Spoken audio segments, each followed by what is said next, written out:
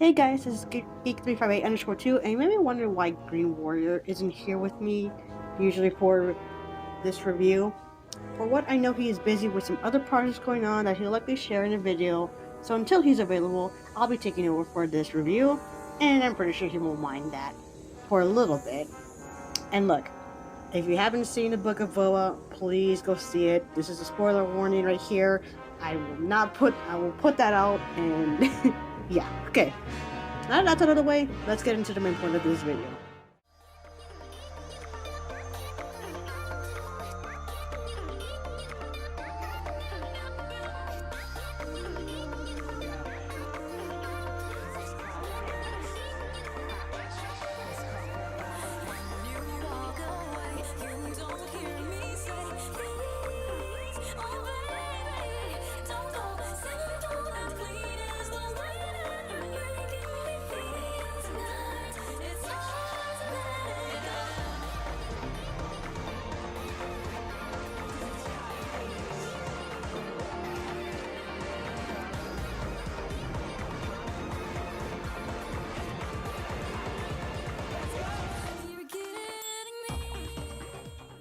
If there is one thing that the start of the Book of Boba Fett did really well, is to see the flashbacks from the start of the Attack of the Clone Wars back on Kamino, and him holding his dead father's hand, and from there on out we get into how this freaking man survived the Sarlacc pit from the Return of the Jedi. Like, honestly, that is something that I did not really think he would really.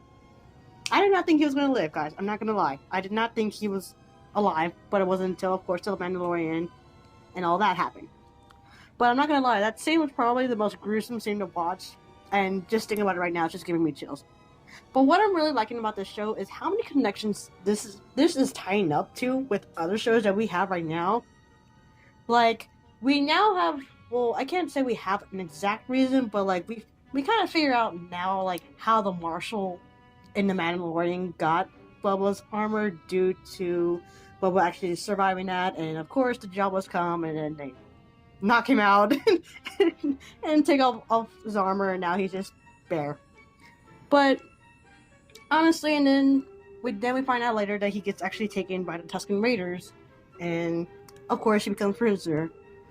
And okay, and let's keep this in mind. This episode is starting off in a flashback until Fennec wakes him up from the Bacta tank, and then we get into the main business for now Boba being in the throne room now. So, and now everyone gives him tributes, and then I don't know. This is pretty interesting to see. What is it? The two bodyguards that were once Jabba's, and then became two Fortuna, and now we see them back again. And then of course Fennec's like, I don't think this is a good idea really to have them, but Boba's like, you know what? You are loyal to your leaders. Will you be loyal to me? And guess what? Now they're there. I don't know. As to the business part later on, I don't know. It's something that I wasn't really getting into, but then of course he is now the new leader for this, so gotta start somewhere. But then of course that doesn't come out easy with the guards coming out, with these guards coming out with all their shields and then attack, and then we have this epic fighting scene going on. But I like to point out a parallel when Boba grabs the shock weapon from one of the guards. Dude, the Bad Batch in the Rampage episode where Hunter grabbed the whip from the Zagarian leader. But that's just me pointing that out. But anyways, of course, Boba gets severely injured from all that happening, and then there were two left behind, and Fennec has to go get one of them alive, of course, because we need one of them alive to find out what happened in this case. And then we go back, and then Boba goes back into, his back sink. Of course, he needs to heal up.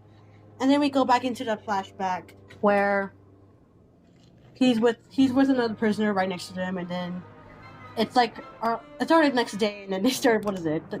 We have this youngling raider taking both of them out in the sands, And it kind of put me in shock to realize when they saw smoke going on, and when they were trying to find out who it was or what was it.